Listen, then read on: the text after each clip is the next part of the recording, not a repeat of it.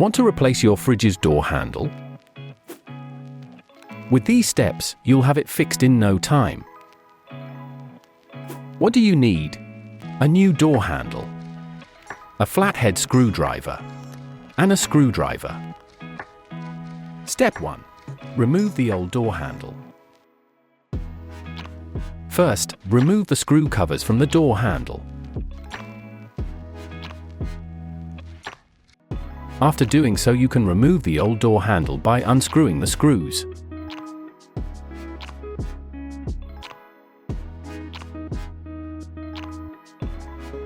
Step 2. Place the new door handle.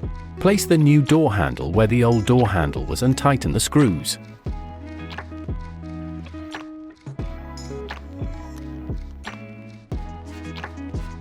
Then reinstall the screw covers.